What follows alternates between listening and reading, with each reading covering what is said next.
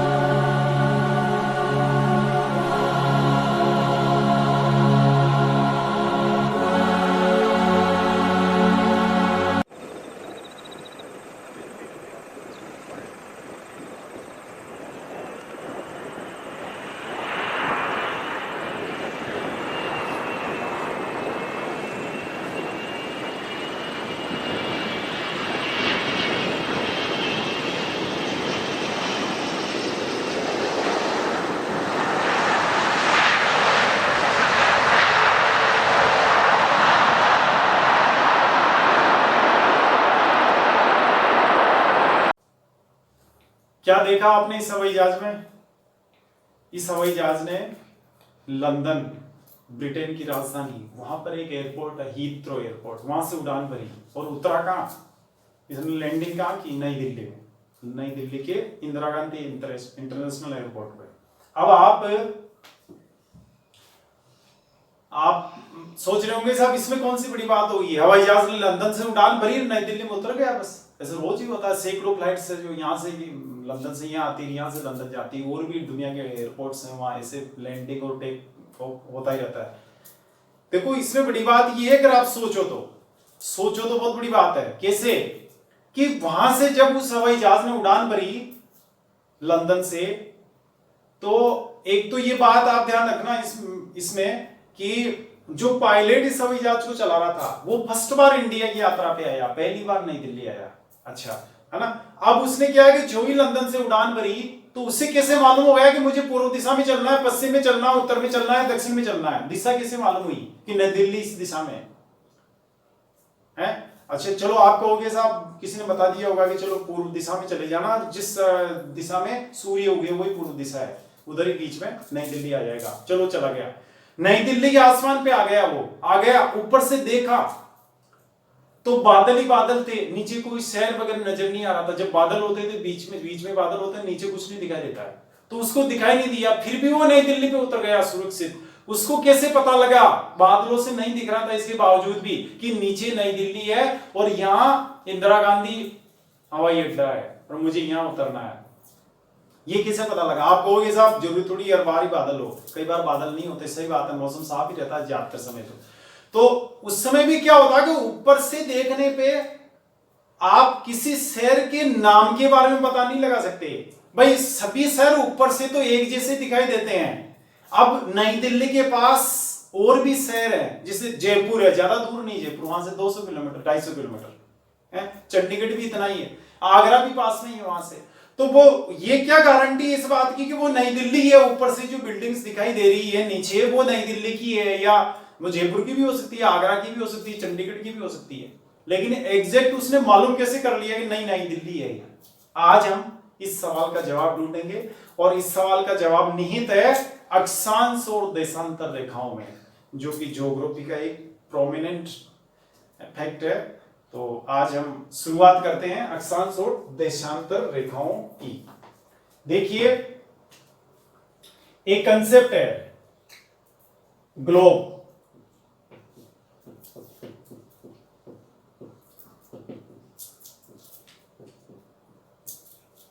Globe,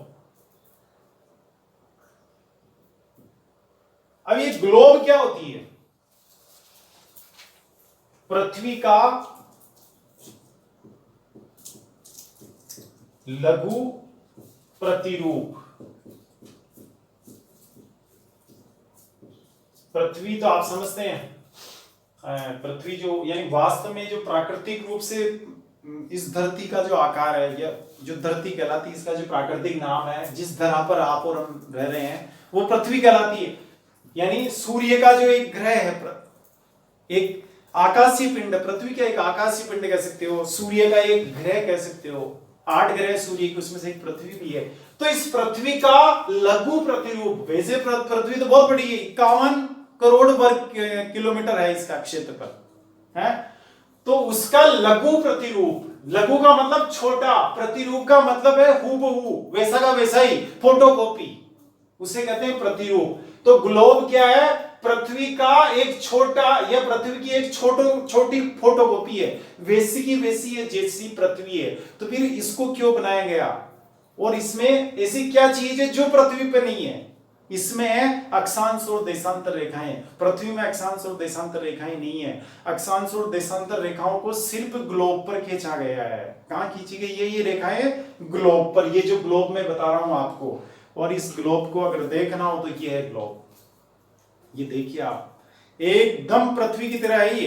पृथ्वी भी ऐसे झुकी हुई है 23.5 डिग्री अपनी धुरी पर, अपने अक्ष पर। भाई अगर झुकी नहीं होती तो ये ऐसे होती पृथ्वी, लेकिन अभी क्या ऐसे है, पृथ्वी झुकी हुई है, 23.5 डिग्री का कोण बना रही है ना, 23.5 डिग्री का पृथ्वी कोण बना रही है, यहां से झुकी हुई है। तो एक तो ये स्थिति हो गई। तो आप देख रहे हैं ग्लोब भी ऐसे झुकी हुई है। अच्छा, पृथ्वी क्या ऊपर से चपटी है, ये देखो आप, ये ग्लोब भी चपटी है ना, ऊपर से भी चपटी, नीचे से भी चपटी है।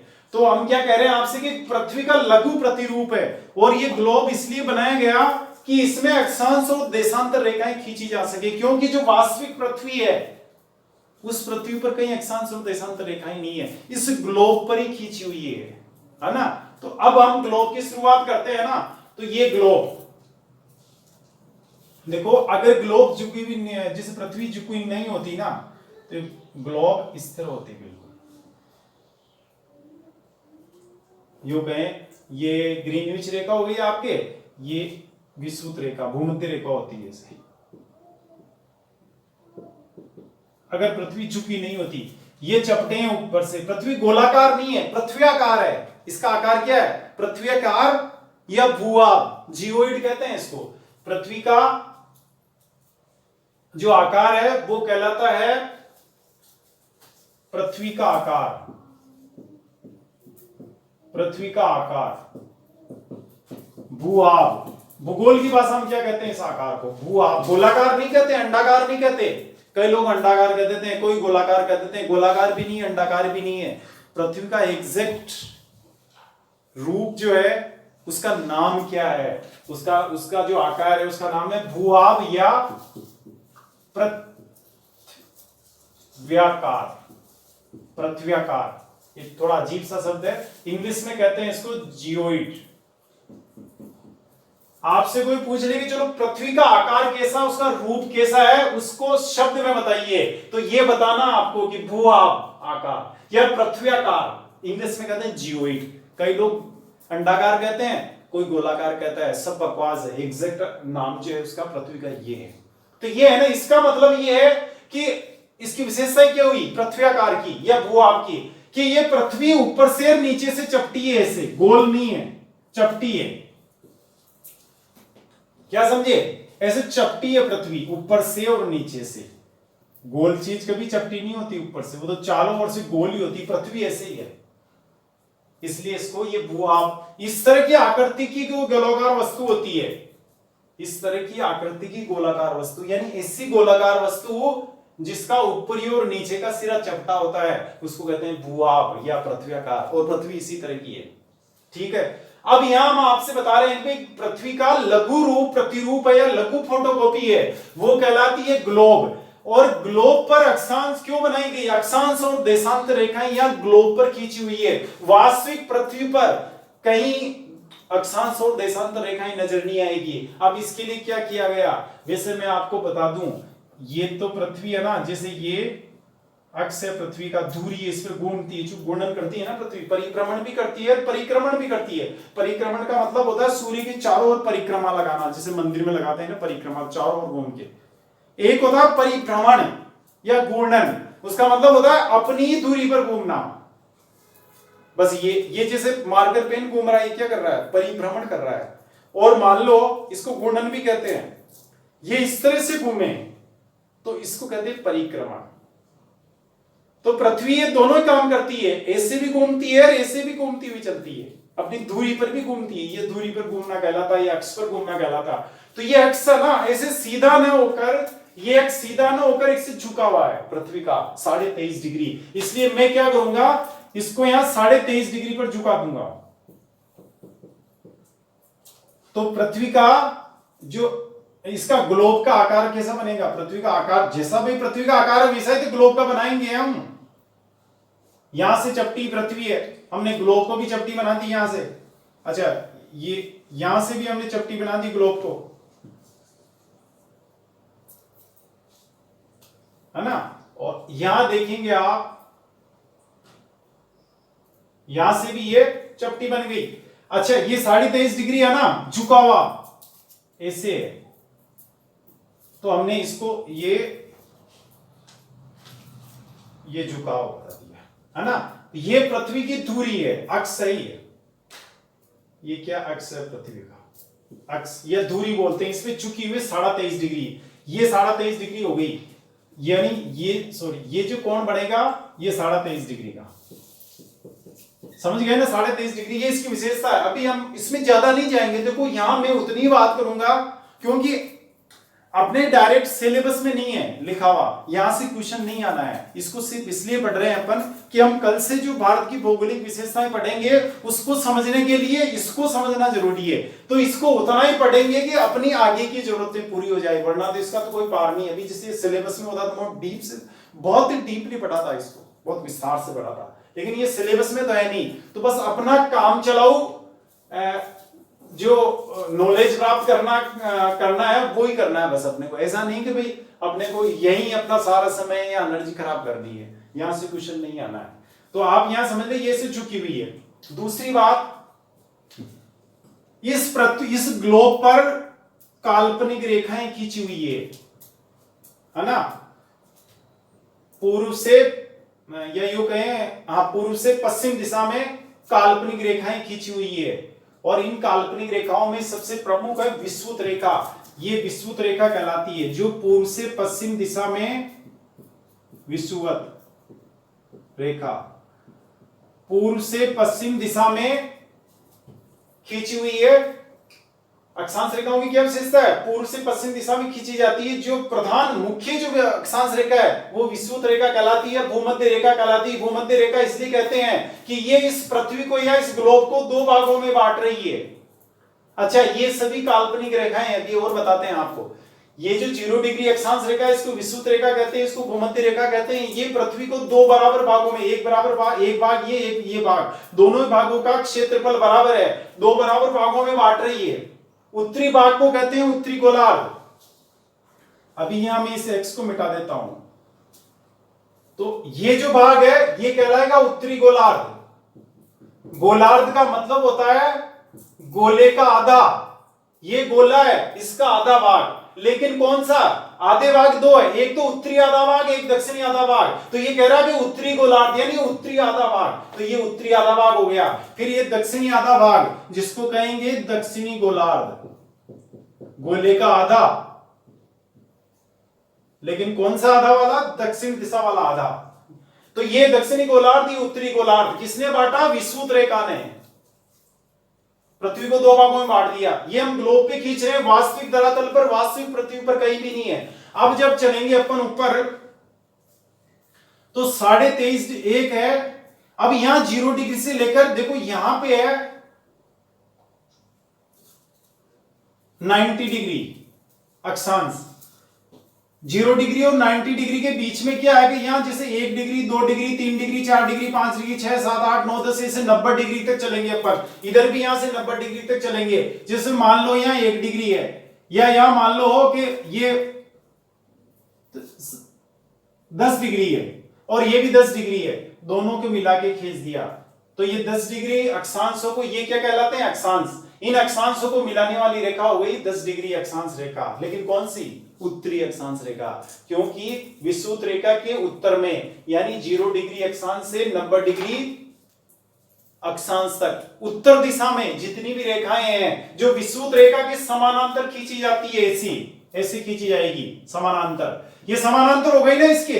अगर ऐसे खींचते तो लंबवत होती, लेकिन इनको समानांतर, किसकी? विषुवत रेखा के समानांतर खींची जाता है। तो ये उत्तर दिशा में हो गई थी। ये सारी की सारी रेखाएं कहलाएगी उत्तरी अक्षांश रेखाएं। और इन रेखाओं की संख्या अनंत होती है। कभी भी भूल से ये मत मान लेना कि साहब 180 होती है, 179 होती है, 181 होती है।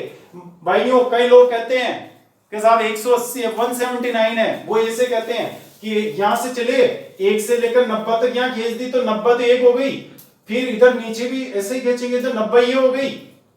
भाई क्या होता है कि जैसे ऊपर हमने 90 तक रेखाएं खींच दी, ऐसे नीचे भी हम 90 तक खींचेंगे। दक्षिणी गोलार्ध में भी ये ऐसे रेखाएं, ये सभी अक्षांश रेखाएं हैं। ये नीचे वाली भी विषुवत रेखा के समानांतर है, ये ऊपर वाली भी विषुवत रेखा के समानांतर है। ये सभी अक्षांश रेखाएं हैं और इनको ऐसे व्यक्त करते हैं 10 degree, 20 degree, 25 degree, 30 degree, 60 degree, 80 degree, ये फिर 90 डिग्री। अब यहाँ क्या होता है, 90 डिग्री अक्षांश जो है वो एक बिंदु के समान है, इसलिए इसको रेखा नहीं कहकर केवल एक बिंदु कहते हैं या 90 डिग्री अक्षांश बोलते हैं। 90 डिग्री अक्षांश रेखा नहीं बोलते हैं। रेखा तो ऐसे होती है, लेकिन ये रेखा न होकर केवल इतना बिंदु ही है ना 90 डिग्री। तो ये 90 डिग्री उत्तरी अक्षांश, एक तो ये हो गई, एक 90 डिग्री दक्षिणी अक्षांश, ये सारी हो गई ना उत्तरी विषुवत रेखा के उत्तर की, ये सारी हो गई कौन सी? उत्तरी अक्षांश रेखाएं। ये सारी हो गई दक्षिणी अक्षांश रेखाएं। अब इनमें प्रमुख अक्षांश रेखाएं कौन सी है? भाई हमने क्या कहा कि ये अक्षांश रेखाएं अनंत होती है। ऐसा नहीं कि 90 इधर और 90 नीचे, 180 और प्लस 1 ये कर दिया, +1 बीच वाली हो गई ना। तो ये 181, फिर वो क्या कराते हैं कि साहब 90 को इसको भी माइनस कर दो और इसको भी कर दो, क्योंकि रेखा ही नहीं है तो बिंदु है, तो ये -2 कर दिया। फिर वो नेट बताते हैं लोग कि 179 अक्षांश रेखाएं हैं, लेकिन साथियों 179 नहीं है, अनंत है। कैसे? अभी आपको बताते हैं। जैसे मैं आपको मुख्य मुख्य जो अक्षांश रेखाएं हैं वो बता देता हूं, जिनके क्या नाम दिए गए। जो प्रमुख अक्षांश रेखाएं हैं वैसे तो अनंत होती है, लेकिन यह प्रमुख अक्षांश रेखाएं हैं, उसमें कौन सी है? सबसे पहले ये 23.5 डिग्री, ये 23.5 डिग्री अक्षांश रेखा है ना, 23.5 डिग्री। इसको कहते हैं कर्क रेखा भी कहते हैं इसको। 23.5 डिग्री अक्षांश रेखा है ना, इसको कहते हैं कर्क रेखा। एक है 66.5 डिग्री, 66.5 डिग्री, ये 66.5 डिग्री, और इसको कहते हैं आर्कटिक वृत्त। क्या कहेंगे इसको? आर्कटिक वृत्त। देखो सभी जो अक्षांश रेखाएं हैं वो क्या बनाती है? वृत्त बनाती है।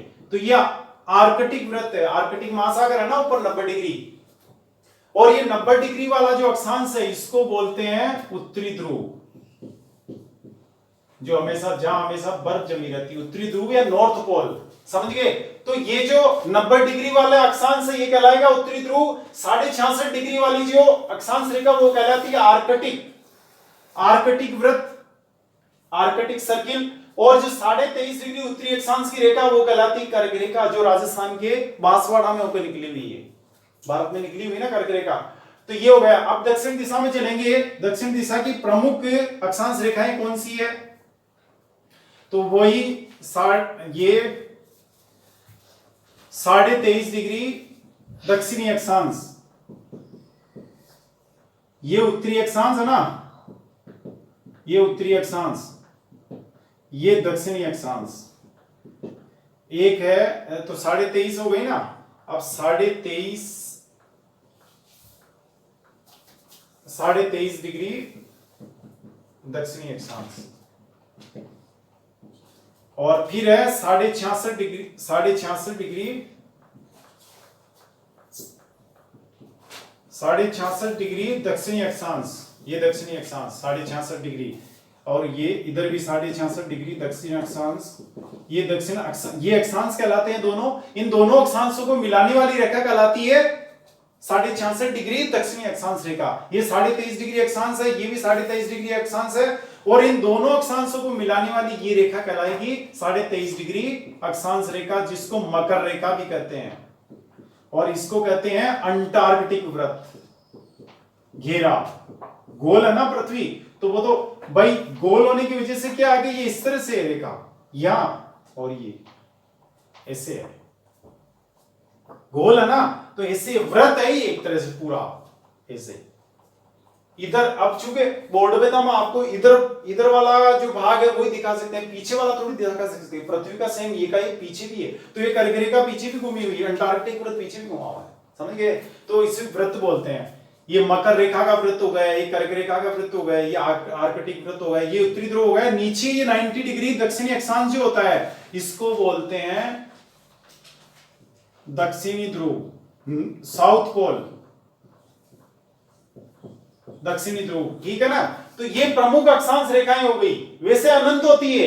अब देखो वो जो 179 वाले है ना, वो ऐसे बांटते हैं कि साहब 90 तो 0 से ऊपर गए तो 90 हो गए, 90 को माइनस कर दिया उन्होंने, या यो कहेंगे 0 से 90 हो गए, इधर भी 0 से 90 हो गए, नीचे तो 90 प्लस 90 180, फिर प्लस एक ये 0 डिग्री वाली विषुवत रेखा जो है इसको जोड़ दिया, एक ये रेखा हो गई। ऐसे करके उनके 90 90 180 एक ही एक प्लस, यानी कितनी हुई 181 हुई ना। इसमें से -2 कर रहे हैं कि भाई ये तो बिंदु है, ये भी बिंदु है, तो इनको रेखा नहीं कह सकते उत्तरी ध्रुव और दक्षिणी ध्रुव को, तो इनको माइनस करेंगे तो कुल रेखाएं 179। अब उनसे पूछो तो फिर ये कर्क रेखा, ये 66.5 वाली, ये 2 कहां गई? एक ये 2, इसी तरह एक ये 2, तो 4 और जोड़ो ना, फिर कितनी हो गई? 183 हो गई। कोई नहीं बताता 183, लेकिन 183 भी नहीं होगा आंसर। आंसर क्या होगा? आपसे कोई पूछ ले कि कर्क रेखाओं की संख्या कितनी है, याद रख लेना अच्छी तरह से, अनंत। कर्क रेखाओं की संख्या, सॉरी, अक्षांश रेखाओं की संख्या कितनी है? अक्षांश रेखाओं की संख्या अनंत, अनंत है। कहीं भी कह सकते हैं भाई, मैं यहां भी कह सकता हूं 1.5 डिग्री पे कह सकता हूं, 1.25 डिग्री पे कह सकता हूं, 2.25 डिग्री पे कह सकता हूं, मैं 4.5 डिग्री पे कह सकता हूं, 4.5 पे कह सकता हूं, जहां जरूरत पड़ेगी 23.5 पे कह दी, 66.5 पे कह दी, फिर उसको काउंट नहीं करेंगे क्या? इसलिए इनकी संख्या अनंत है। इतना ध्यान रखना, 90 डिग्री उत्तरी अक्षांश और 90 डिग्री दक्षिणी अक्षांश रेखाएं न होकर केवल बिंदु है, इनको अक्षांश से बोलते हैं, ये रेखा नहीं है। इसको उत्तरी ध्रुव और इसको दक्षिणी ध्रुव, ये हो गया आपके अक्षांश रेखाएं। अच्छा, अक्षांश रेखाओं के बारे में एक ये है कि जो अपन विषुवत रेखा से उत्तर या दक्षिण में चलेंगे नीचे, इनकी लंबाई कम होती जाती है। देखो सबसे ज्यादा लंबाई विषुवत रेखा की है, सबसे बड़ा वृत्त है ग्लोब पे, तो कौन सा है? ये विषुवत रेखा वाला वृत्त या भूमध्य रेखा वाला वृत्त। फिर ये नीचे आएंगे, मकर रेखा वाला छोटा हो गया, छोटा हो गया नहीं, फिर नीचे आएंगे, ये छोटा हो गया, यानी इनकी लंबाई कम होती जाएगी। अक्षांश रेखाएं की विशेषता क्या है कि जो हम विषुवत रेखा से उत्तर में जाएंगे या दक्षिण में जाएंगे, तो अक्षांश रेखाओं की लंबाई में कमी आती जाती है। समझ गए? उत्तरी गोलार्ध, दक्षिणी गोलार्ध। और अब इसमें नॉर्थ पोल, साउथ पोल मैंने आपको बता दिया। अब यहां एक कंसेप्ट और बता देते हैं आपको कि चलो ये अलग से बना के बता देते हैं। ये अनंत हो गया, या देखिए आप, ये जो है ना पृथ्वी, देखो ये 0 डिग्री विषुवत रेखा है ना, विषुवत रेखा, इसके विषुवत रेखा के ये 23.5 डिग्री, 23.5 डिग्री, और ये 66.5 डिग्री उत्तरी अक्षांश, ये 23.5 डिग्री दक्षिण अक्षांश, ये 66.5 डिग्री दक्षिणी अक्षांश। जल्दी से आप समझते जाओ इसको, अपने पास समय बहुत कम है। तो इसको जो कहेंगे ना, ये वाला भाग, ये 0 डिग्री है, ये वाला जो भाग है इसको कहेंगे उष्ण कटिबंध, ये और ये उष्ण कटिबंध, यानी कर्क रेखा, ये कर्क रेखा है ना, कर्क रेखा से मकर रेखा के बीच का जो भाग है वो कहलाता है उष्ण कटिबंध। इसी प्रकार इसको कहेंगे उत्तरी शीतोष्ण कटिबंध, यानी कटिबंध का मतलब ये समझो भाग, भूभाग, पार्ट, है ना, ये कटिबंध होता है। तो उत्तरी शीतोष्ण कटिबंध, यानी शीतोष्ण का मतलब है, उष्ण का मतलब तो हो गया कि यहां साल भर गर्मी पड़ती है इस एरिया में। 0 डिग्री से आप 23.5 डिग्री उत्तर तक चले जाओ और 0 डिग्री से 23.5 डिग्री तक नीचे चले जाओ, इस एरिया में जितने देश पड़ेंगे, जितने स्थान पड़ेंगे, जितने गांव पड़ेंगे, सब में गर्मी बहुत अधिक पड़ती है। फिर आप 23.5 से ऊपर जाओगे, लेकिन 66.5 तक इस एरिया में क्या होता है, गर्मी भी होती है, सर्दी भी होती है। साल के 6 महीने गर्मी, 6 महीने सर्दी पड़ती है वहां। तो इसलिए इसको कहते हैं शीतोष्ण, शीत प्लस उष्ण, ठंड प्लस गर्मी। लेकिन कौन से उत्तरी का शीतोष्ण कटिबंध, चूंकि उत्तरी भाग में है ना, उत्तरी गोलार्ध में है, ये सारा एरिया उत्तरी गोलार्ध का है, तो इसको उत्तरी शीतोष्ण कटिबंध कहते हैं। ऐसे ही दक्षिणी शीतोष्ण कटिबंध भी होता है, यानी वह भाग जहां गर्मी और सर्दी दोनों ही होती है, लेकिन ये दक्षिणी भाग में है, इसलिए इसको दक्षिणी शीतोष्ण कटिबंध कहते हैं। 23.5 डिग्री दक्षिणी अक्षांश से 66.5 डिग्री दक्षिणी अक्षांश तक। ऊपर चलेंगे शीत कटिबंध 90 डिग्री तक, है ना, यहां भी 90 डिग्री तक शीत कटिबंध। इस 90 डिग्री को आप दक्षिणी ध्रुव भी कह सकते हो और उधर उत्तरी ध्रुव भी कह सकते हो। ये दक्षिणी ध्रुव है, साउथ पोल, और ये नॉर्थ पोल। तो नॉर्थ पोल से 66.5 डिग्री उत्तरी अक्षांश के बीच का जो एरिया शीत कटिबंध कहलाता है। शीत इसलिए कहते हैं, शीत का मतलब होता है ठंड, साल भर यहां सर्दी पड़ती है, गर्मी का नाम ही नहीं है कहीं। जैसे राजस्थान में दिसंबर जनवरी में जो टेम्परेचर होता है उससे भी कम टेम्परेचर यहां रहता है, बहुत ही ठंड पड़ती है इस एरिया में 66.5 से ऊपर। समझ गए आप? तो इस एरिया को कहते हैं शीत कटिबंध। इसी तरह दक्षिणी भाग में भी शीत कटिबंध है, अंटार्कटिका, मालदीव, वो सारे इसी में आते हैं। इसके उधर में चलोगे तो यहाँ इधर आते हैं ग्रीनलैंड वगैरह, कनाडा का जो भाग है वो आता है, बहुत ही सर्दी पड़ती है, साइबेरिया वगैरह यही आते हैं, साल भर जमे रहते हैं, इस एरिया है। तो ये शीत कटिबंध है, साल भर ठंड पड़ती है, तो इसको कहते हैं शीत कटिबंध। तो ये आपके कटिबंध वाली बात हो गई। जल्दी से इसका स्क्रीनशॉट ले लें, फिर मैं आगे बढ़ता हूं।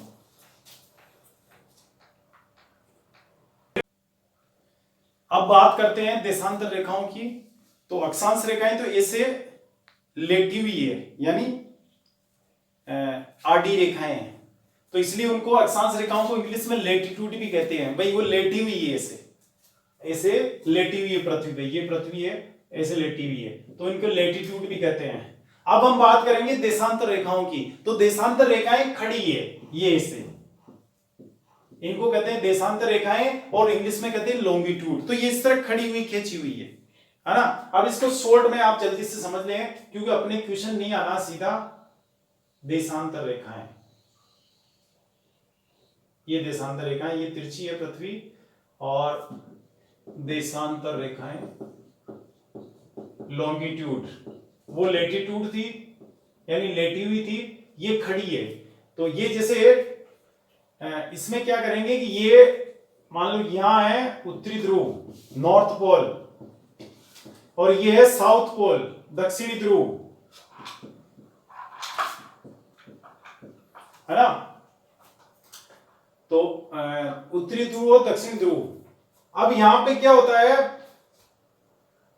जो उत्तरी ध्रुव और दक्षिणी ध्रुव को मिलाती हुई रेखा है, उत्तर दक्षिण दिशा में उत्तरी ध्रुव और दक्षिणी ध्रुव को मिलाने वाली रेखा उत्तर दक्षिण दिशा में खींची हुई है, इस रेखा को कहते हैं ग्रीनविच रेखा, ग्रीनविच रेखा या प्रधान मध्याह्न रेखा। ग्रीनविच प्रधान मध्याह्न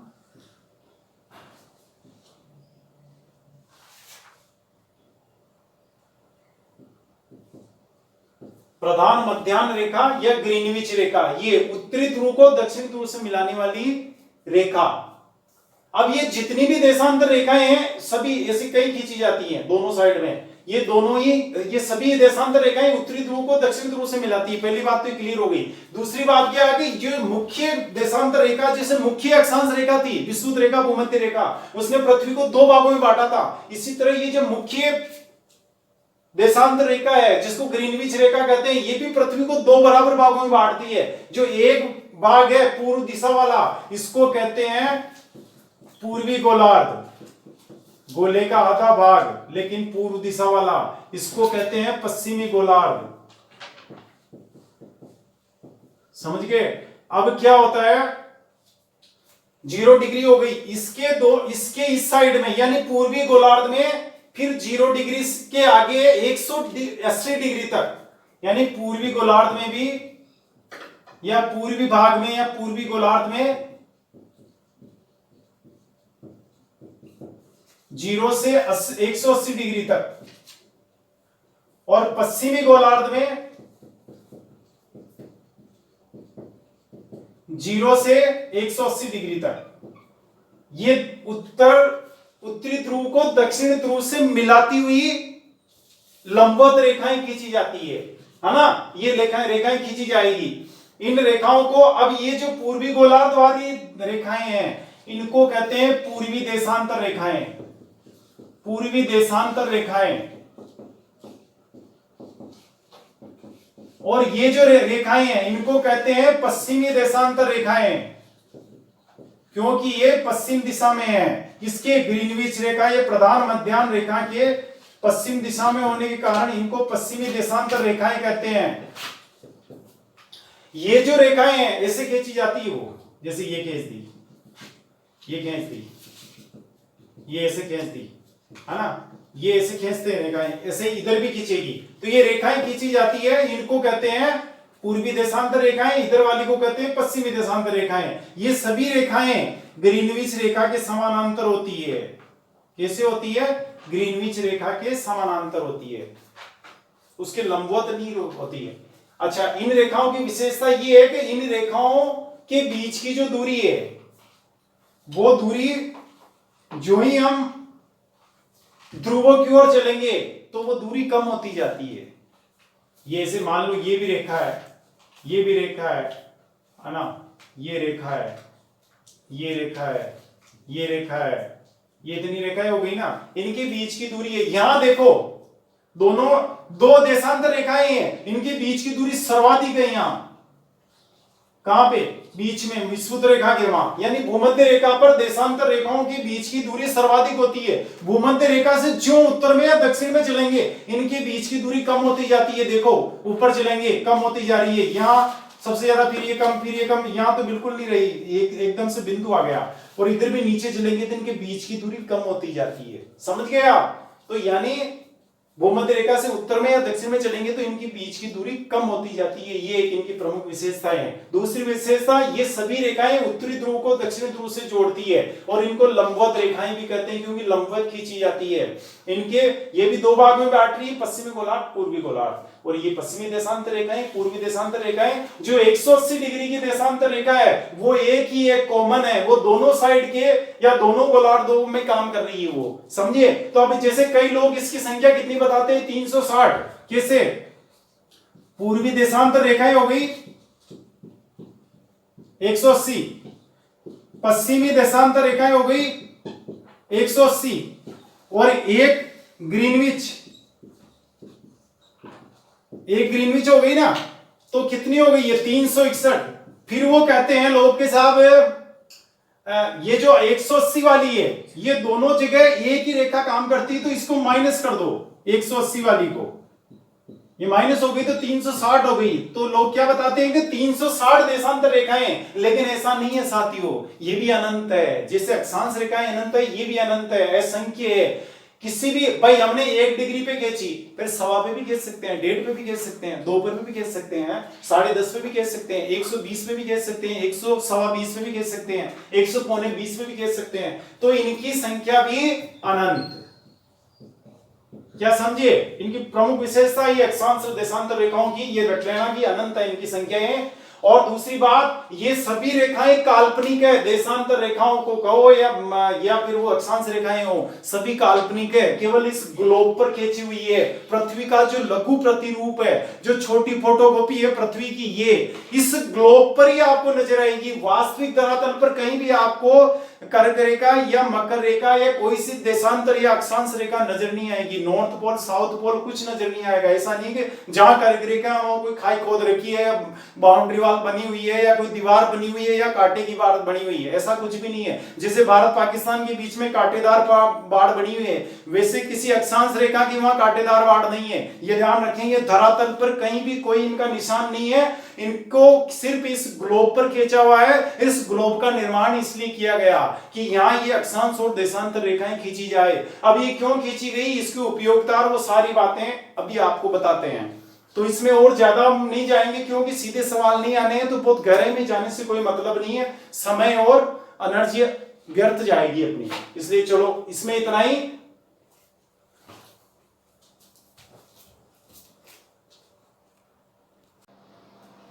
तो पहले हमने पृथ्वी का छोटा रूप बनाया था, उस रूप को नाम दिया था ग्लोब। अब क्या है कि ग्लोब का उपयोग करना इतना आसान नहीं होता, इसे ले जाना सुविधाजनक नहीं होता। जैसे जेब में रखकर कहीं ले जाना है साहब, तो कैसे ले जाएं? या किसी छोटे से शहर को या किसी स्थान को यहाँ देखना हो, उसको उसकी पहचान करनी हो, तो अब उसके लिए क्या करना पड़ेगा, हमें बड़ी ग्लोब बनानी पड़ेगी। मान लीजिए पूरे ये कमरे में आ जाए, इतनी बड़ी ग्लोब बनानी होगी, फिर उसको ले जाना करना, उसको काम में लेना इतना सुविधाजनक नहीं होता है। तो उसके लिए यानी सुविधा की दृष्टि से हमने क्या किया, भूगोलवेताओं ने क्या किया कि इस ग्लोब को समतल कागज पे उतार दिया।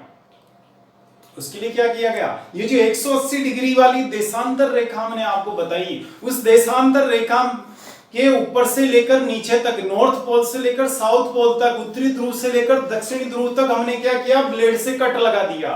कट लगाने के बाद ये खुल गई और इसका फ्लैट रूप, समतल रूप हमारे सामने आ गया। उस समतल रूप को हमने इस कागज पे उतार दिया खोलकर।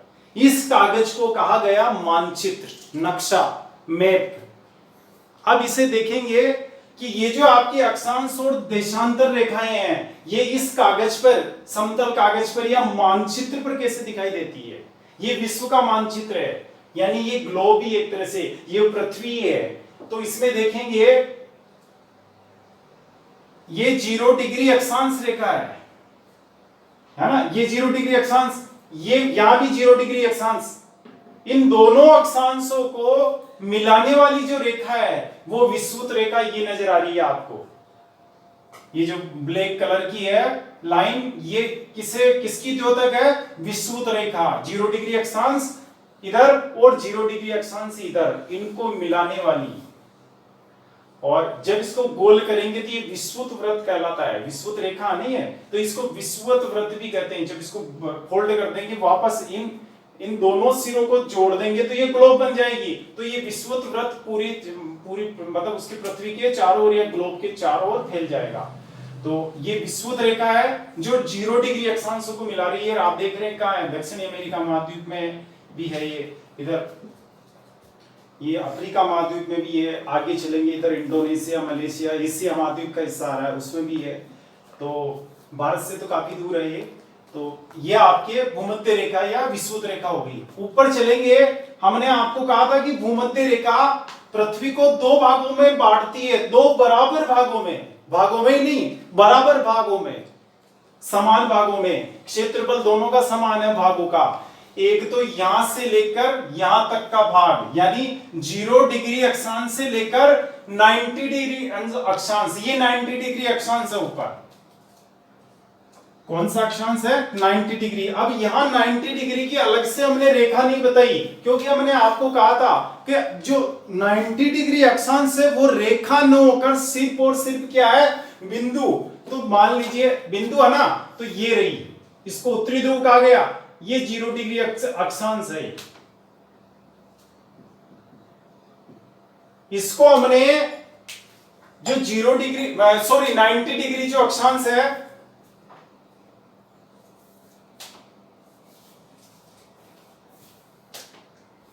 ये 90 डिग्री जो अक्षांश है,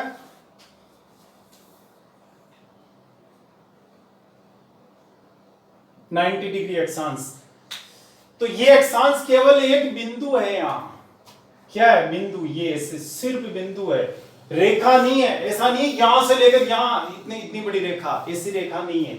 ये क्या है? सिर्फ एक बिंदु है।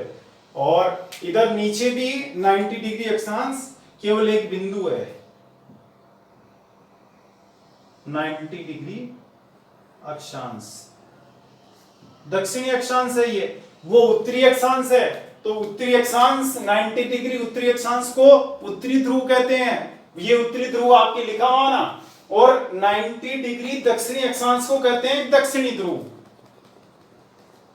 ठीक है, तो ये 90 डिग्री की रेखा है। क्योंकि 90 डिग्री की रेखा न होकर केवल एक बिंदु, इसलिए यहां भी बिंदु दिखाया गया है। हमने ऊपर कुछ नहीं दिखाया है, इसलिए यहां से लेकर यहां तक दिखा दिया हो। तो ये 90 डिग्री की हो गई। अब क्या हुआ कि जैसा हमने बताया था आपको, ये जो भूमध्य रेखा है, विषुवत रेखा है, पृथ्वी को दो समान भागों में बांट रही है। जो ऊपर वाला भाग है वो उत्तरी गोलार्ध कहलाता है। कौन सा? ये 0 डिग्री से लेकर यहां तक 90 डिग्री तक, ये पूरा भाग, यहां से लेकर यहां तक ये पूरा का पूरा भाग क्या कहलाएगा? उत्तरी गोलार्ध। क्या कहलाएगा? उत्तरी गोलार्ध, यहां से लेकर यहां तक का। इसी प्रकार नीचे वाला जो भाग है, यानी 0 डिग्री अक्षांश या भूमध्य रेखा से लेकर 90 डिग्री दक्षिणी अक्षांश तक या दक्षिणी ध्रुव तक, कुछ भी कह सकते हैं आप, जो पृथ्वी का भाग है यहां से लेकर यहां तक, वो क्या कहलाएगा? दक्षिणी गोलार्ध। दक्षिणी गोलार्ध हो गया ना। तो ये दक्षिणी गोलार्ध में कौन कौन से आ रहे हैं? देखो आप, ये दक्षिणी अमेरिका महाद्वीप है, इसका काफी हिस्सा आ रहा है। अफ्रीका का भी काफी भाग आ रहा है दक्षिणी गोलार्ध में। इधर ऑस्ट्रेलिया तो पूरा का पूरा ही दक्षिणी गोलार्ध में आ रहा है। आ रहा ना, यहां से दक्षिणी गोलार्ध यहीं से शुरू हो गया, तो ये पूरा का पूरा किसमें आ रहा है? दक्षिणी गोलार्ध में आ रहा है, ऑस्ट्रिया। अब आप देखेंगे इंडिया किसमें आ रहा है? ये रहा भारत, ये भारत है।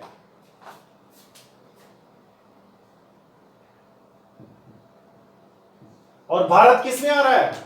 उत्तरी गोलार्ध में। भाई 0 डिग्री अक्षांश या यूं कहें कि विषुवत रेखा से विषुवत रेखा और 90 डिग्री उत्तरी अक्षांश या उत्तरी ध्रुव के बीच में स्थित है भारत। यहां ना भारत, तो ये भारत किसमें हो गया? विषुवत रेखा और जो उत्तरी ध्रुव है उसके बीच वाले भाग में है, तो उसको हमने क्या माना? उत्तरी गोलार्ध। तो भारत उत्तरी गोलार्ध में आएगा, ध्यान रखेंगे हमेशा। भारत किसमें है? उत्तरी गोलार्ध में। ठीक है, तो विषुवत रेखा ने क्या काम किया? पृथ्वी को दो समान भागों में बांटा। ये आप देख सकते हैं उत्तरी गोलार्ध में कौन कौन से भारत है। एशिया महाद्वीप करीब करीब इसी में आ रहा है, उत्तरी गोलार्ध में लगभग पूरा। यूरोप पूरा का पूरा उत्तरी गोलार्ध में आता है। उत्तरी अमेरिका पूरी की पूरी उत्तरी गोलार्ध में आती है, समझ गए। अफ्रीका का भी कुछ हिस्सा उत्तरी गोलार्ध में आता है, ये वाला। तो आप समझे ना, उत्तरी गोलार्ध का मतलब विश्व के ये जो भाग है ये सारे के सारे उत्तरी गोलार्ध में है। और दक्षिणी गोलार्ध में ये आ रहे हैं, ये आपके ऑस्ट्रेलिया महाद्वीप पूरा आ रहा है इसमें। और अंटार्कटिका महाद्वीप तो पूरा का पूरा ही उत्तरी गोलार्ध में है, तो सॉरी दक्षिणी गोलार्ध में। अंटार्कटिका महाद्वीप किसमें आएगा? दक्षिणी गोलार्ध में। ये अंटार्कटिका महाद्वीप है, ये लेकर पूरा हमने आपको बताया था पहले, तो ये इसमें आ रहा है। ठीक है, ये पश्चिम उत्तरी गोलार्ध, पूर्वी दक्षिणी गोलार्ध हो गया। अब देखिए इसमें और देखेंगे हमने ग्लोब में क्या क्या पढ़ा था वहां, कि हम 0 डिग्री अक्षांश या विषुवत रेखा से उत्तर में चलेंगे, तो यदि एक अक्षांश पे एक रेखा माने तो कितनी रेखाएं ऊपर होगी? ऊपर होगी कुल, देखो 90 रेखाएं होती वैसे, लेकिन 90 चूंकि जो 90 डिग्री वाली वो रेखा ने होकर अक्षांश है, तो रेखाएं तो है वो 1 डिग्री से लेकर 89 डिग्री तक। है ना, यहाँ 89 डिग्री तो आएगी। देखो यहाँ से देखो हमने यहाँ अगर बनाए अपन तो 1 degree 2 degree 3 degree 4 degree 5 degree 6 7 8 9 10 11 ऐसे करके 23 फिर 23.5 की आ गई, फिर आगे 24 25 26 27 28 29 30 31 32 33 34 ऐसे 66 66.5 की आ गई। मैंने यहाँ क्या आगे कुछ ही दिखानी है मुझे, इसलिए जैसे 23.5 डिग्री अक्षांश की रेखा बना दिया है, फिर मैंने ऊपर यहाँ 66.5 डिग्री उत्तरी अक्षांश की रेखा बना दी। मैं चाहता मान लीजिए यहाँ स्पेस बड़ा होता तो हो सकता है मैं ये 0 डिग्री से रवाना हुए ना अपन, तो यहाँ 1 डिग्री की बनाता, फिर 2 डिग्री की बनाता, 3 4 5 6 सारी 90 डिग्री तक रेखाएं बनाता। जो 90 डिग्री वाली आती वो तो एक बिंदु आता, और जो 89 डिग्री तक की है वो क्या आती, रेखाएं आती। तो आपसे पूछ ले कि अक्षांश रेखाओं की कुल संख्या हमने बताई थी आपको, अगर 1 डिग्री पर एक रेखा माने, अगर कल्पना अपन ये करें कि 1 डिग्री पर एक रेखा है, तो फिर क्या होगा, 89 रेखाएं ऊपर हो गई, 89 नीचे हो गई, 178 है ना, और एक 0 डिग्री वाली कितनी हो गई, 179। अगर 1 डिग्री पर एक यानी 1 डिग्री अक्षांश पर एक रेखा माने, लेकिन 1 डिग्री पर नहीं, अक्षांश रेखा तो कहीं भी खींची जा सकती है। जैसे हमने 23.5 डिग्री पे खींच रखी है, 66.5 पे भी खींच रखी है ना। ये 23.5 डिग्री को क्या कहा था हमने, 23.5 डिग्री वाली अक्षांश रेखा को कर्क रेखा कहा था। ये रही कर्क रेखा, क्या कहलाती, ये कर्क रेखा 23.5 डिग्री पे खींची गई। अब हम जो लोग कहते हैं, कई लोग कहते हैं, जैसे बुक्स में भी लिखा हुआ आपको मिलेगा कि साहब कुल अक्षांश रेखाएं हैं 179 ऐसा बताते हैं, लेकिन 179 तो तब मानेंगे जब 1 डिग्री अक्षांश पे एक रेखा खींचे, उसके अलावा अपन रेखा नहीं माने। लेकिन जैसे हम भाई रेखा तो कहीं भी खींची जा सकती है ना, 1 क्या 1.5 पे भी खींच सकते हैं, 2.5 पे भी खींच सकते हैं, 3.5 पे भी खींच सकते हैं, 10.5 पे भी खींच सकते हैं। हमने 23.5 पे खींच रखी है कर्क रेखा, तो फिर ये कर्क रेखा कहां जाएगी है। फिर 66.5 डिग्री उत्तरी अक्षांश पर हमने ये खींच रखी है, कौन सी, आर्कटिक वृत्त बोलते हैं इसको। 66.5 डिग्री उत्तरी अक्षांश रेखा जो है उसको आर्कटिक वृत्त का मतलब होता है गोल, गोल कोई चीज होती है ना उसको वृत्त कहते हैं। तो ये वैसे जितनी भी रेखाएं हैं, केवल 90 डिग्री उत्तरी अक्षांश और 90 डिग्री दक्षिणी अक्षांश को छोड़ दें, सभी अक्षांश रेखाएं क्या है, वृत्त है, घेरा एक, समझ गए ना। तो वृत्त तो सारे ही हैं। अब इसको 23.5 डिग्री वाली रेखा को हमने नाम दिया कर्क रेखा, और 66.5 डिग्री वाली अक्षांश रेखा को हमने नाम दिया आर्कटिक वृत्त, आर्कटिक सर्किल। ये आर्कटिक सर्किल है, इसको आर्कटिक में से नाम इसलिए रखा गया है कि ऊपर आर्कटिक क्या आ रहा है, महासागर। हमने कल बताया था ना वीडियो में, ये आर्कटिक महासागर है, तो इसलिए इसका नाम यह आर्कटिक वृत्त रखा गया। और आर्कटिक वृत्त, चलो ये तो ऊपर उत्तरी अक्षांश वाली बात होगी, यानी आर्कटिक वृत्त किसे कहेंगे, 66.5 डिग्री उत्तरी अक्षांश रेखा को आर्कटिक वृत्त कहते हैं।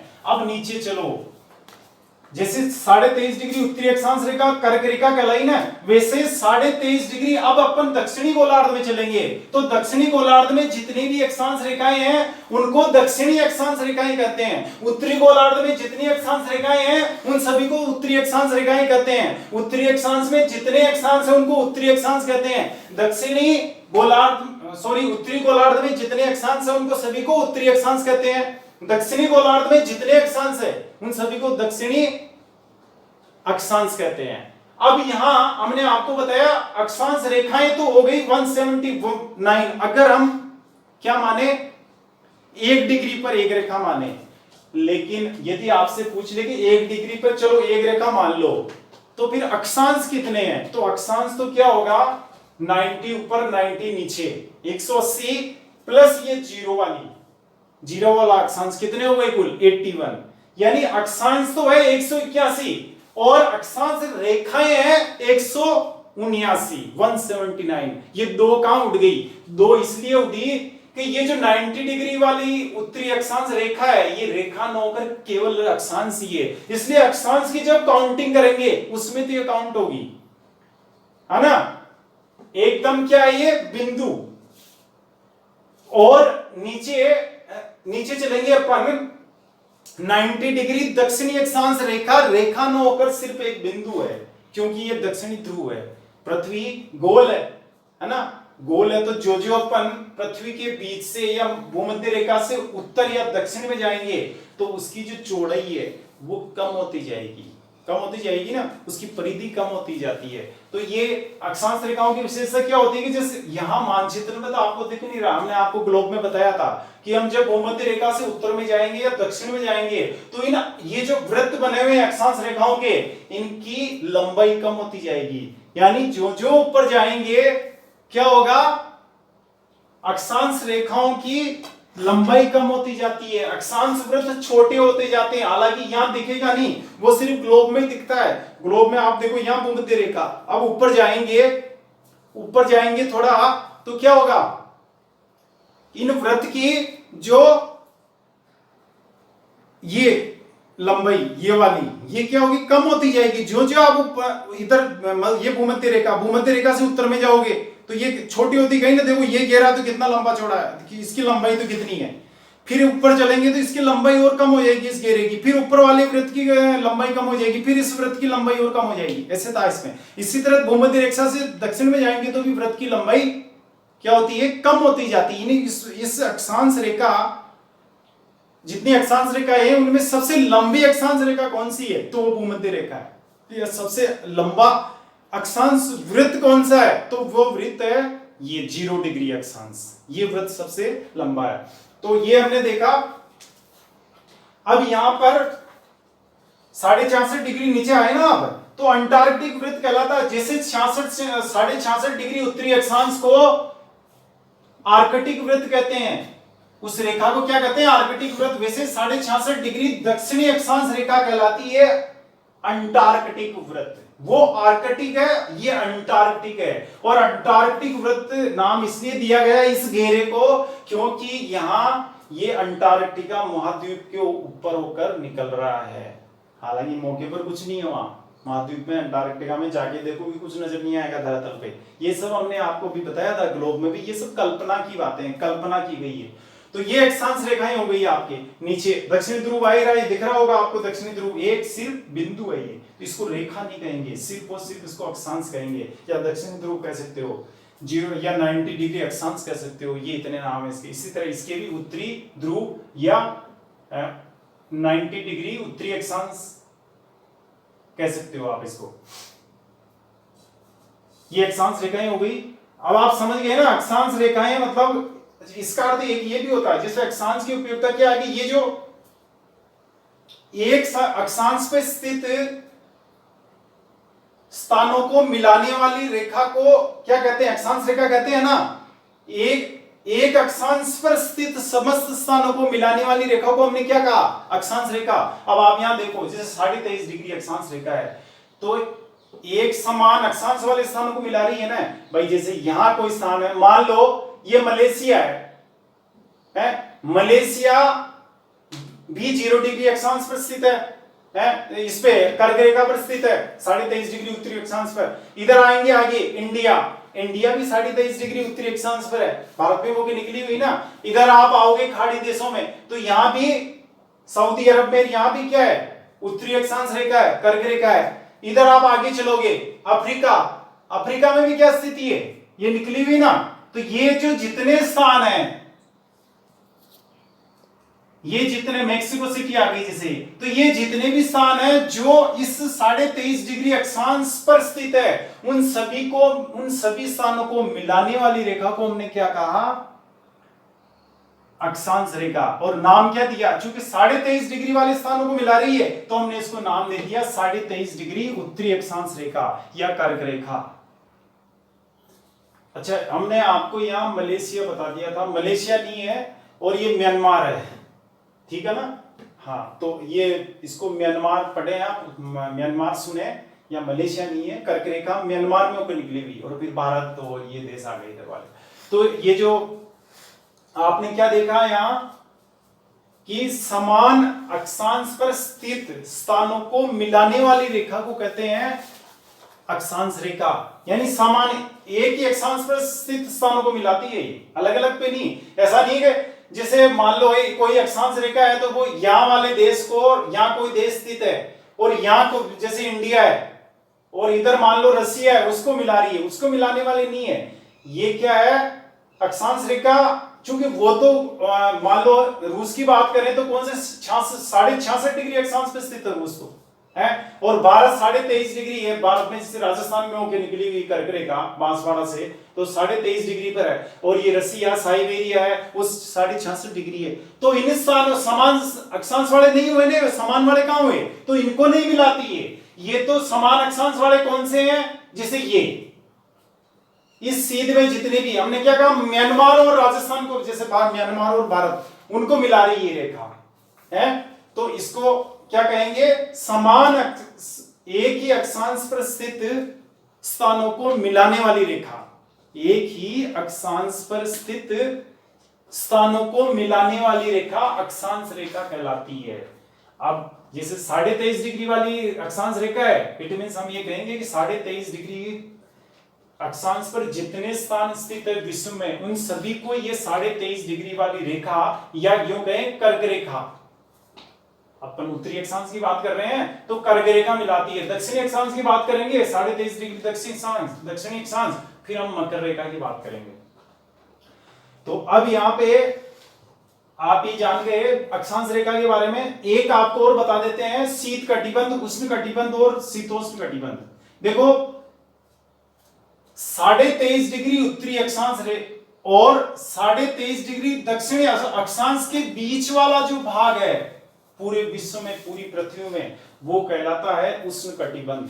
कि यहां ये एरिया जो दिख रहा है आपको, ये वाला, ये पूरा का पूरा एरिया क्या कहलाता है, उष्ण कटिबंध। उष्ण इसलिए कहते हैं इसको क्योंकि यहां साल भर गर्मी पड़ती है, यहाँ टेम्परेचर ऊंचा रहता है इस एरिया में, इसलिए इसको उष्ण कहते हैं। उष्ण का मतलब होता है गर्म से, उष्ण शब्द का अर्थ है गर्मी से, तो उष्ण कटिबंध है ये, ठीक है। और तापमान के आधार पर कटिबंधों का निर्माण किया गया, हमने आपको पहले बताया था। तो ये उष्ण कटिबंध में कौन कौन से देश आ रहे हैं अब आप जान लेंगे। जैसे भारत है तो भारत का आधा भाग उष्ण कटिबंध में आ रहा है? इधर आप जाएंगे, ये मलेशिया, इंडोनेशिया, ये सभी देश, अफ्रीका के अधिकांश देश, कांगो वगैरह, ये सारे किस में आ रहे हैं, उष्ण कटिबंध में। इधर चलेंगे आप ब्राजील, ये सब उष्ण कटिबंध के देश हैं। तो ये आप जान गए उष्ण कटिबंध पृथ्वी यहाँ पे मानचित्र में कैसे दिखाई देता है, ये उष्ण कटिबंध है। एक होता है, हमने आपको बताया था शीतोष्ण कटिबंध, यानी ऐसा कटिबंध जिसमें गर्मी और सर्दी दोनों ही होती है। साल के 6 महीने गर्मी होती है, साल के 6 महीने सर्दी होती है, दोनों तरह का मौसम होता है वहां। उसे कहते हैं शीतोष्ण, शीत प्लस उष्ण, ठंड और गर्मी, ऐसा कटिबंध, ऐसा एरिया। तो वो एरिया ये है दुनिया का, ये दो है ऐसे। उष्ण कटिबंध तो देखो एक ही है, चूंकि लगता हुआ है तो एक ही मानेंगे उसको भी, एक लगता हुआ एरिया। लेकिन शीतोष्ण कटिबंध दो है तो दो नाम दिए गए हैं। उत्तरी शीतोष्ण कटिबंध जो उत्तरी गोलार्ध में स्थित है, जो शीतोष्ण कटिबंध उत्तरी गोलार्ध में स्थित है उसको कहेंगे उत्तरी शीतोष्ण कटिबंध। ये उत्तरी शीतोष्ण कटिबंध है, यानी ये 23.5 डिग्री उत्तरी अक्षांश से 66.5 डिग्री उत्तरी अक्षांश के मध्य जो स्थित भाग है उसको उत्तरी शीतोष्ण कटिबंध कहेंगे। यानी कर्क रेखा से लेकर आर्कटिक वृत्त के मध्य जो स्थित भाग है उसे कहेंगे शीतोष्ण कटिबंध। कौन सा? उत्तरी शीतोष्ण कटिबंध, क्योंकि वो भूमध्य रेखा के उत्तर में है या वो उत्तरी गोलार्ध में है इसलिए। इसी प्रकार दक्षिणी गोलार्ध में भी शीतोष्ण कटिबंध है, यानी दक्षिणी गोलार्ध में भी ऐसा एरिया है, ऐसे देश हैं, ऐसे स्थान हैं जहां साल में गर्मी भी पड़ती है, सर्दी भी पड़ती है, समझे। तो वहां भी शीतोष्ण कटिबंध बना है। तो वो कहां से कहां तक है? वो है यहां, इधर देखेंगे 23.5 डिग्री दक्षिणी अक्षांश से 66.5 डिग्री दक्षिणी अक्षांश के मध्य, या मकर रेखा और अंटार्कटिक वृत्त के मध्य। मकर रेखा है ना 23.5 डिग्री दक्षिणी अक्षांश पे, उसके और अंटार्कटिक वृत्त के मध्य जो भाग है उस भाग को कहेंगे शीतोष्ण कटिबंध। ये रहा आपके, एक सेकंड इसको सही कर देते हैं। शीतोष्ण, यहां शीतोष्ण आएगा, शीतोष्ण, ये शीतोष्ण कटिबंध, ठीक है ना। अब चलेंगे आगे, नीचे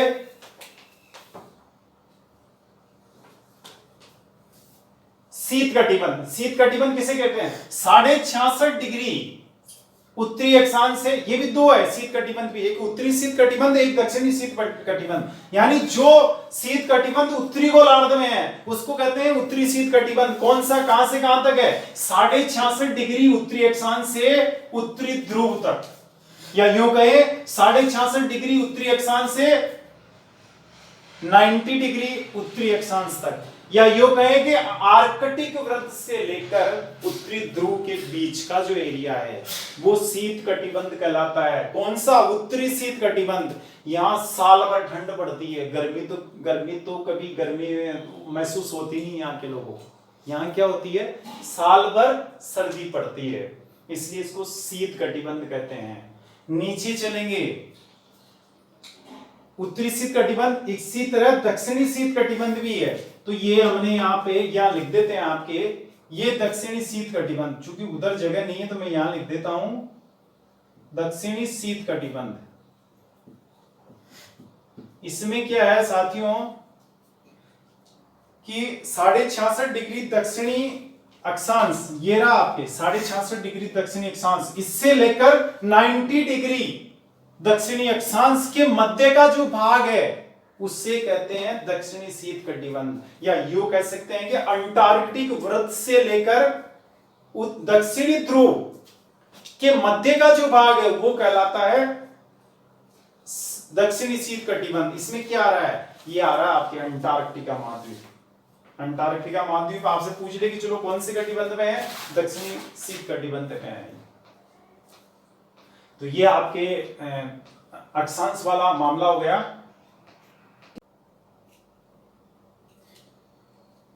अब देखिए यहां देशांतर रेखाओं को, ये ग्रीनविच रेखा है, प्रधान मध्याह्न रेखा भी कहते हैं इसको। ये ग्रीनविच रेखा है जो कि इंग्लैंड का शहर है लंदन, और लंदन शहर में ग्रीनविच नामक स्थान से होकर निकली हुई है। ग्रीनविच वहां एक वेधशाला है, उस वेधशाला के ऊपर होकर ये रेखा निकली हुई है, इसलिए इसको ग्रीनविच रेखा कहते हैं। और ये ग्रीनविच रेखा 0 डिग्री देशांतर रेखा का प्रतिनिधित्व करती है, यानी 0 डिग्री देशांतर रेखा का दूसरा नाम ग्रीनविच रेखा भी है।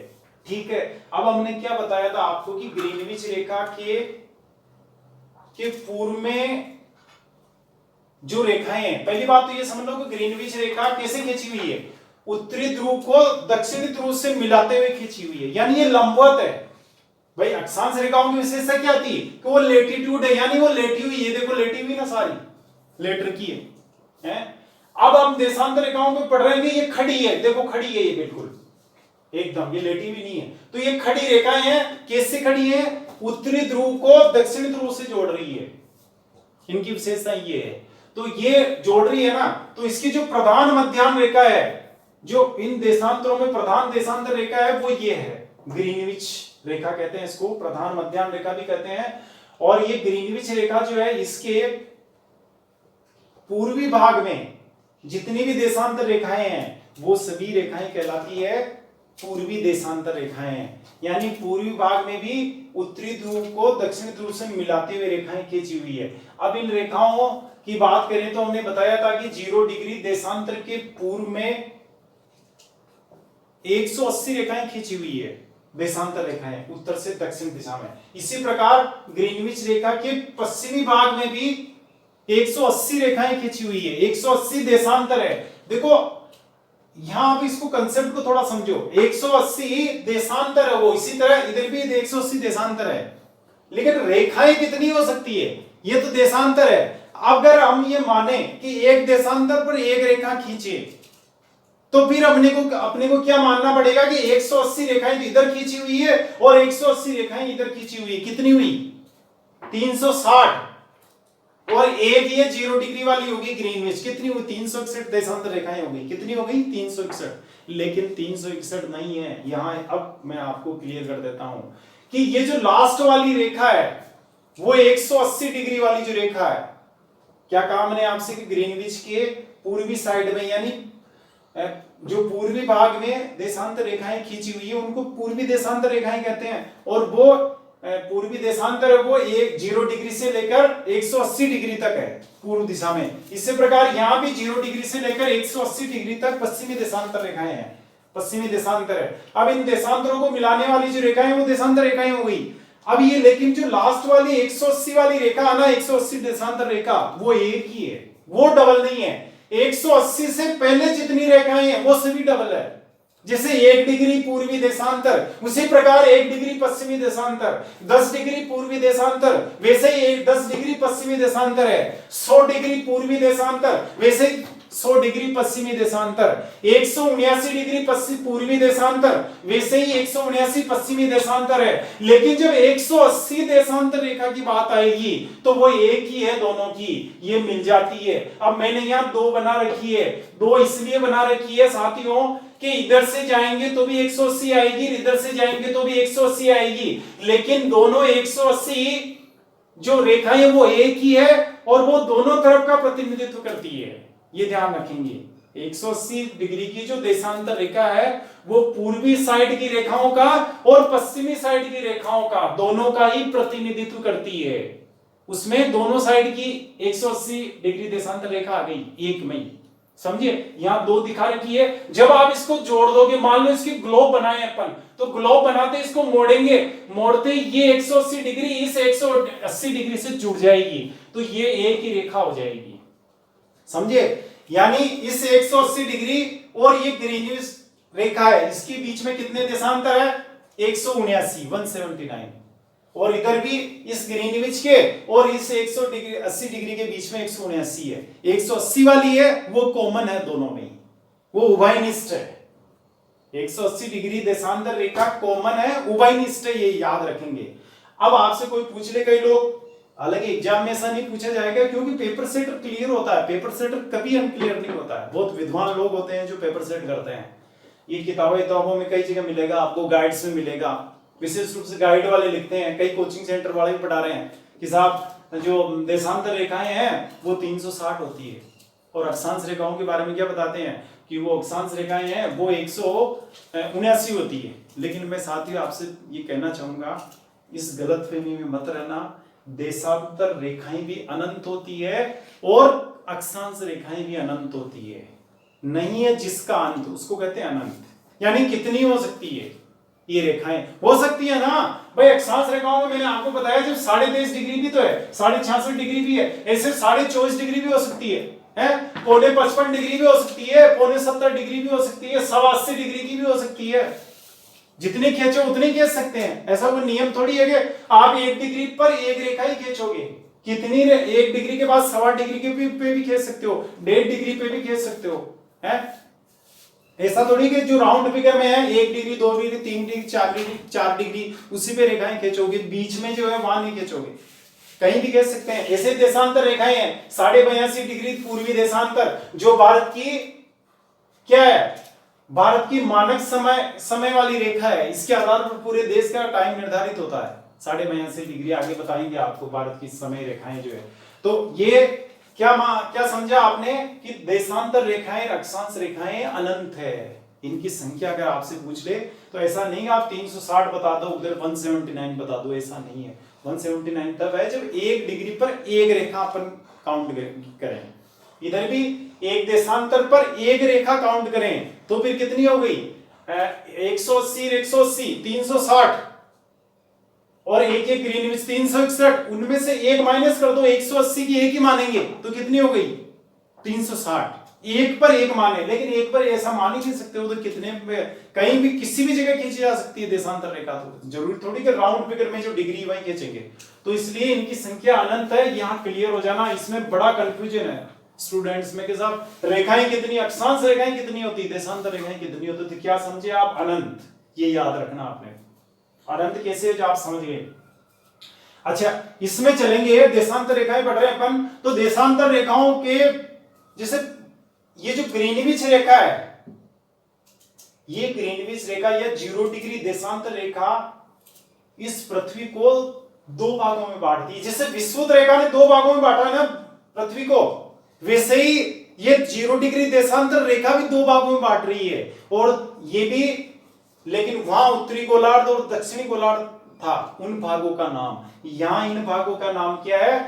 पूर्वी गोलार्ध और पश्चिमी गोलार्ध। अब 0 डिग्री देशांतर रेखा के पूर्व में जो ये भाग है, यानी 0 डिग्री देशांतर से लेकर 180 डिग्री देशांतर तक का भाग या उनके बीच का जो भाग है वो कहलाता है पूर्वी गोलार्ध। इसी प्रकार 0 डिग्री देशांतर रेखा और 180 डिग्री देशांतर किधर? 0 डिग्री देशांतर रेखा और 180 डिग्री पूर्वी देशांत, मतलब इधर से चलेंगे पश्चिमी भाग में 0 डिग्री देशांतर से 180 डिग्री देशांतर तक पश्चिमी साइड में जो भाग है वो कहलाएगा पश्चिमी गोलार्ध। और इधर 0 डिग्री देशांतर से 180 डिग्री देशांतर तक पूर्वी साइड में, पूर्वी भाग में जो एरिया स्थित है उसको पूर्वी गोलार्ध कहते हैं। समझ गए? ये पूर्वी गोलार्ध, ये आपका पूर्वी गोलार्ध हो गया पूरा, और ये पश्चिमी गोलार्ध हो गया। ये इसके डिवीजन हो गए। तो ठीक है, एक इसमें आपने जैसे आपने देखी होगी देशांतर रेखाएं मैंने जो दिखाई यहाँ, एक तो आपको 0 डिग्री देशांतर दिखा रखी है यहाँ पर, और उसके बाद 60 डिग्री पूर्वी देशांतर, इसको पूर्वी देशांतर बोलेंगे, तो ये दिखा रखी है। और उसके बाद 180 देशांतर दिखा रखी है। इसका मतलब ये नहीं केवल रेखाएं यही होती है, रेखाएं तो खूब होती है, अनंत है, लेकिन यहाँ चूंकि अपने पास स्पेस कम है, दूसरी चीजें भी दिखानी होती है, लिखनी होती है, तो यहाँ एक इधर 60 डिग्री दिखा दी, इधर भी हमने 60 डिग्री पश्चिमी देशांतर दिखा दी। यानी इसका मतलब ये मत समझना केवल सब देशांतर रेखा एक ये हो गई, एक ये हो गई, एक ये हो गई, इधर वैसे 2 ये हो गई, ऐसे नहीं है कि भाई इतनी है, 5 ही है, अनंत होती है देशांतर रेखाएं। हाँ? तो बस अपना इतनी दिखाई कि वो अपना काम हो जाए, आप समझ जाएं। अच्छा, अब हम चलते हैं उस हवाई जहाज की तरफ जो शुरू में हमने आपको दिखाया था कि वो कैसे लंदन से नई दिल्ली पहुंच गया। देखिए, जब वो हवाई जहाज लंदन से रवाना हुआ तो रवाना होने से पहले उस पायलट ने ये कहा एयरपोर्ट वालों के एयरपोर्ट अधिकारियों से कि मैं पहली बार इंडिया जा रहा हूं, मैं नहीं जानता नई दिल्ली कहाँ है, दिल्ली और इंडिया कहाँ है, तो आप मेरे को एड्रेस दे दीजिए वहां का। अच्छा, वो सभी को देते हैं, जितने पायलट चाहे पहले 50 बार भी जाके आए तो भी उसको एड्रेस देंगे। तो पायलट ने एयरपोर्ट वालों से, हीथ्रो एयरपोर्ट जो लंदन का है, वहां के अधिकारियों से एड्रेस लिया दिल्ली का। तो अधिकारियों ने एड्रेस क्या दिया? नई दिल्ली का एड्रेस, ये नई दिल्ली है, यहां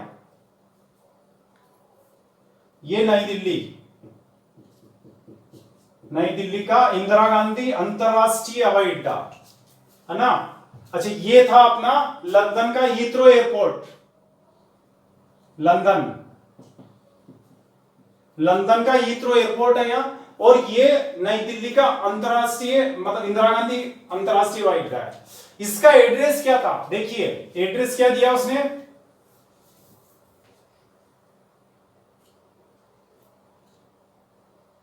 अट्ठाईस डिग्री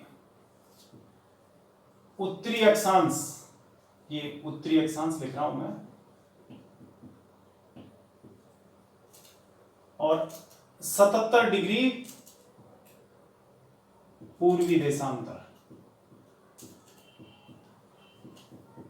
लगभग है ये एक एग्जैक्ट एयरपोर्ट का, मतलब थोड़ा सा फर्क होगा, डिग्री का तो फर्क है नहीं, डिग्री तो 28 और 77 ही आएगी, मिनट में कुछ चेंज हो सकता है, तो लगभग मैं बता रहा हूं आपका इतना ही है, मान लो यही है। तो 28 डिग्री ये एड्रेस है दिल्ली का।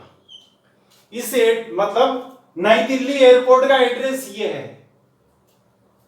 हवाई यातायात की परिभाषा में या उनकी भाषा में क्या है दिल्ली का एड्रेस? नई दिल्ली के जो इंदिरा गांधी एयरपोर्ट है उसका एड्रेस ये है, 28 डिग्री उत्तरी अक्षांश और 77 डिग्री पूर्वी देशांतर।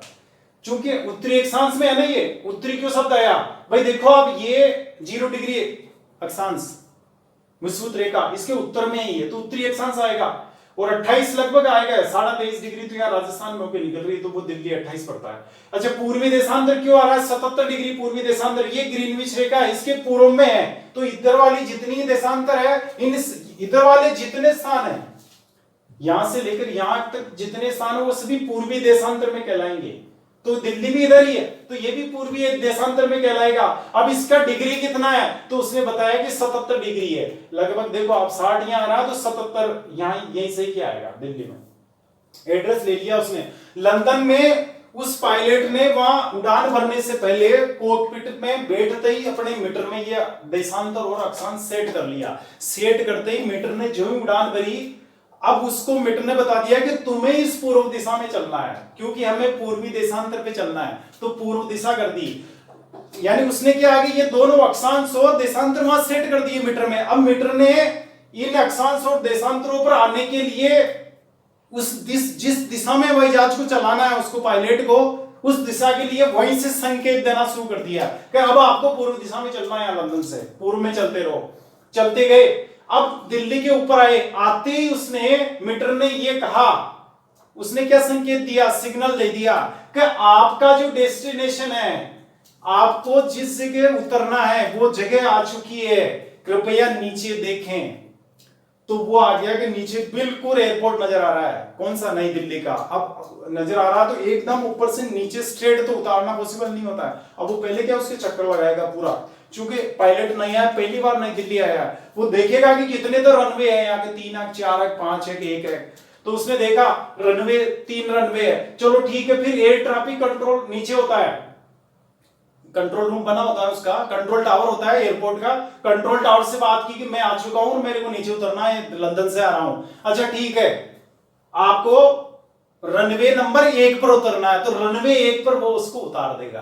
तो ये पॉसिबल कैसे हुआ? इस अक्षांश और देशांतर सिस्टम की वजह से। अगर ये नहीं होती तो क्या होता है, जिसे वास्को डी गामा आया 1498 में पुर्तगाल से भारत, ये पुर्तगाल यहां से भारत आया, कालीकट, अनजान दिशा में, अनजान मंजिल की दिशा तो उसकी पूर्वी दिशा थी। जब वो पुर्तगाल से रवाना हुआ तो एक ही चीज तय कर रखी थी उसने कि मुझे पूर्व दिशा में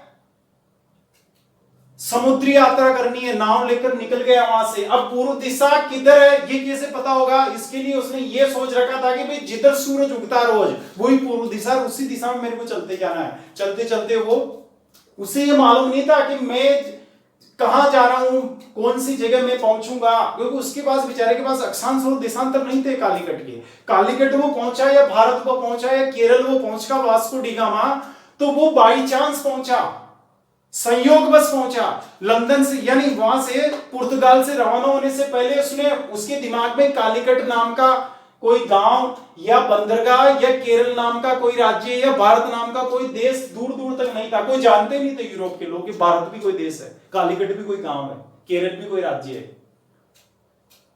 क्यों? तो उनको चूंकि अक्षांश और देशांतर मालूम नहीं था ना, तो वो तो अंदाज से आ गए, संयोग से आ गया। तो उस जमाने में अक्षांश और देशांतर की खोज नहीं हुई थी, समझ गए। लेकिन आज क्या है, आज तो पानी की जो जहाज है, मान लीजिए आज अगर पुर्तगाल से कोई बंदरगाह या कालीकट बंदरगाह भी जहाज आता है, तो वो वहीं से पुर्तगाल से उसको मीटर पे सेट कर देगा कि ये अक्षांश है वहां का, ये देशांतर है। तो वो जहाज बस उसी दिशा में एग्जैक्ट कालीकट के वहीं लाके उसको छोड़ देगा। तो ये क्या समझे आप इस हवाई जहाज के उदाहरण से या पानी के जहाज के उदाहरण से, कि अक्षांश और देशांतर रेखाओं की सबसे बड़ी उपयोगिता है स्थानों की पहचान करना। पहचान की ना पायलट ने दिल्ली की, हवाई जहाज ने दिल्ली की पहचान कैसे की? इन अक्षांश और देशांतर की वजह से, समझ गए। तो ये होता है, एक हम अक्षांश और देशांतर रेखाओं की उपयोगिता ये मानते हैं कि इससे अपन जैसे समय का भी ज्ञान होता है। अब चूंकि आपके ये सिलेबस में इनसे क्वेश्चन नहीं पूछे जाएंगे, अब जैसे मैं समय का बताऊंगा तो बड़ा डिटेल में कि देशांतर रेखाओं से समय की जानकारी कैसे होती है। अगर 4 डिग्री पे, जैसे 4 मिनट बाद वो 1 डिग्री पे 4 मिनट लगते हैं उसको, सूर्य को उस 1 डिग्री को क्रॉस करने में, तो 4 डिग्री, हर 1 डिग्री पे 4 मिनट पीछे करनी होती है उसको घड़ी को। तो ये सारी चीजें चूंकि आनी नहीं, तो इससे वैसे आप इतना समझते कि समझ के समय की भी जानकारी होती है। और एक ताप कटिबंध अपन ने बना रखे हैं, तो ताप कटिबंध जैसे ये बना रखे है ना कि 23.5 डिग्री उत्तरी अक्षांश से 23.5 डिग्री दक्षिणी अक्षांश तक उष्ण कटिबंध होगा। फिर उसके ऊपर है उत्तर में शीतोष्ण कटिबंध होगा, इसी प्रकार दक्षिण में भी शीतोष्ण कटिबंध होगा, शीत कटिबंध होगा। ये अक्षांशों से पता होगा 66.5 से 90 डिग्री तक शीत कटिबंध है, 66.5 से 90 डिग्री दक्षिण में भी दक्षिणी शीत कटिबंध है। ऐसे ये ताप कटिबंधों की पहचान भी इनसे होती है। तो ये बात हुई। आप जैसे किसी जगह मान लो स्विट्जरलैंड घूमने जा रहे हो या रूस घूमने जा रहे हो, साइबेरिया घूमने जा रहे हो, तो वहां ठंड कितनी है वो यहीं से पता लग जाएगा। आप वहां का अक्षांश देखोगे कितने, बहुत ऊंचे अक्षांश में, वो तो 80 डिग्री अक्षांश में साइबेरिया, वो बाप रे वहां तो बहुत ठंड पड़ती होगी है। या आपसे कहते कि अब मेरे को मालदीव जाना है, तो मालदीव तो विषुवत रेखा के बहुत नजदीक है, आप यहाँ से नक्शा देख के अरे ये तो विषुवत रेखा के पास है, अच्छा यहाँ तो फिर रोज ही बारिश होती होगी। मलेशिया में के साथ विषुवत रेखा में वहाँ तो डेली बारिश होती है। इंडोनेशिया में, मलेशिया में, इंडोनेशिया में होती है जैसे रोज ही, क्योंकि वहाँ विषुवत रेखा निकली हुई है। ब्राजील में कोई कहे कि ब्राजील जाना तुम्हारे को, तो अच्छा ब्राजील में तो बहुत गर्मी पड़ती होगी, वहां भूमध्य रेखा निकली हुई। तो ये सारी चीजें अपने को, वहां का टेम्परेचर क्या है उस जगह का, वो यहीं से नक्शे से मालूम हो जाता है इन अक्षांश की वजह से। तो ये इनकी उपयोगिता है।